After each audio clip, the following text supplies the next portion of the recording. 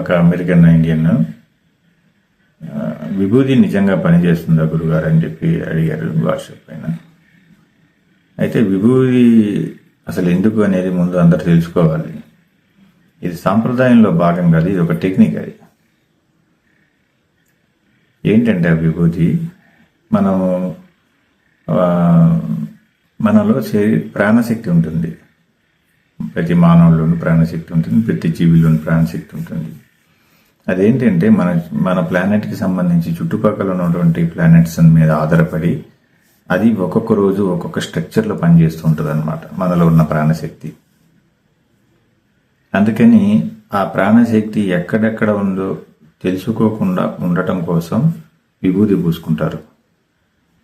అంటే మనలో ప్రాణశక్తి ఉంటుంది, అది ఒక్కొక్క రోజు ఒక్కొక్క ప్లేస్లో అవుతుంది. అంటే ఒక రోజు ఇక్కడ వస్తుంది అనుకోండి, రెండో రోజు ఇక్కడ వస్తుంది, మూడో రోజు చేతుల పైన ఉంటుంది, ఇక్కడ కానీ ఉంటుంది, లేదా కాళ్ళ దగ్గర కానీ ఉంటుంది.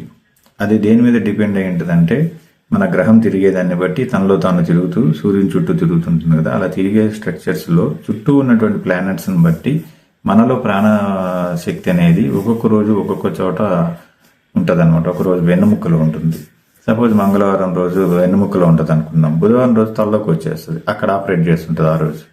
అట్లా అది స్టాండర్డ్గా ఉండదు, అది సర్కిల్ అవుతూ ఉంటుంది లోపల ప్లానెట్స్ని బట్టి సర్కిల్ అవుతుంటుంది. అప్పుడు ఏం చేస్తారంటే ఇంతకుముందు రోజుల్లో మనకు చాలా సూక్ష్మమైనటువంటి దృష్టి ఉండేది, ప్రతి వాళ్ళకి ఆధ్యాత్మిక శక్తి చాలా గొప్పగా ఉండేది. ఆ సమయంలో ఏంటంటే ప్రాణశక్తి ఎక్కడైతే ఉందో తెలుసుకొని ఎదుటి వాళ్ళల్లో ఆ ప్లేస్ని బ్లాక్ చేసి చంపేసేవాళ్ళు అనమాట మనుషుల్ని. అంటే సపోజ్ ఒక సండే రోజు ఇక్కడ బుగ్గ భాగంలో ఉంది అనుకున్నాం ప్రాణశక్తి. ఈ బుగ్గ భాగంలో ప్రాణశక్తి ఎదుటి వాళ్ళకి తెలిసిపోతుంది. అంటే కొంత ఆధ్యాత్మిక శక్తి ఉండి సాధనలు చేసే వాళ్ళకు తెలుస్తుంది. తెలిసిపోయినప్పుడు ఏం చేస్తారంటే దీన్ని ఇలా నొక్కి పట్టేసి ప్రాణాన్ని ఇలా తీస్తారు బయట. అలా ఇక్కడ ఎక్కడైతే ఉందో అక్కడ ప్రాణశక్తిని ఇలా బటన్ వేలుతో ఇలా గట్టిగా ప్రెస్ చేసినా సరే చనిపోతారు. ఇది చైనా వాళ్ళు రీసెర్చ్ చేసి సో మనలో ఉన్నటువంటి ప్రాణశక్తి ఏదైతే ఉందో ఆ ప్రాణశక్తి ఒక్కొక్క రోజు ఒక్కొక్క చోట ఉంటుంది. కాబట్టి సపోజ్ మనం ఇక్కడ ఉందనుకుందాం, సండే రోజు ఇక్కడ ఉందనుకుందాం, ఆ రోజు ఏం చేస్తారంటే ప్రాణశక్తిని ఎక్కడ కదిలీకుండా ఇక్కడ ఇలా వేలుతోటి బంధించేస్తారు, ఇలా నొక్కి పట్టి బంధించేస్తారు.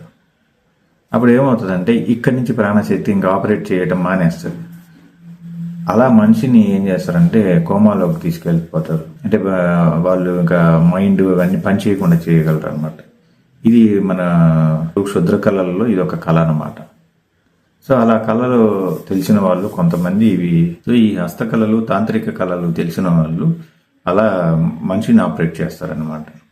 అందుకని ఏం చేస్తారంటే ఈ యోగులు కొంతమంది ఏం చేశారంటే మొత్తం శరీరం మొత్తం విభూది పూసుకుంటారు అనమాట. అంటే ప్రాణశక్తి ఎక్కడుందో తెలియకుండా చేయటం కోసం. అయితే ఇప్పుడున్న రోజుల్లో అవన్నీ లేవు, అంతరించిపోయాయి. ఆ కళలన్నీ లేవు.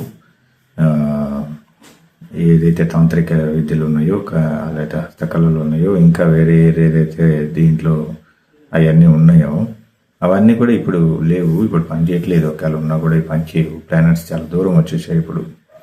అప్పుడంటే అన్ని లోకాలకు దగ్గరగా ఉండేవి, ఇప్పుడు మన భూమి చాలా దూరం వచ్చేసింది అక్కడి నుంచి దాదాపుగా. అందుకని ఇప్పుడు ఏవి పనిచేయవు.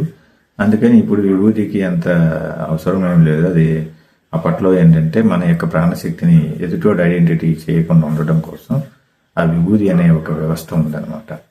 అది కూడా యోగులు దాన్ని చాలా టెక్నిక్గా ఎక్కడైతే అది ప్లేస్ చేస్తారో అక్కడ విభూతి పెట్టుకునేలాగా వాళ్ళు డిజైన్ చేశారన్నమాట. ఇప్పుడు చేతులకి ఇక్కడ పూస్తారు, ఇక్కడ కొన్ని రోజులు ఉంటుంది, కొన్ని రోజుల్లో ఒక్కొక్క రోజు ఇక్కడ కూడా వస్తుంది. ఇక్కడ విభూతి పూసినప్పుడు ఇక్కడ ప్రాణశక్తిని వాళ్ళు ఐడెంటిటీ చేయలేరు. లోక సంస్థ సుఖినో భవంతు సర్వం కలివిడం బ్రహ్మ. శుభం బియాత్.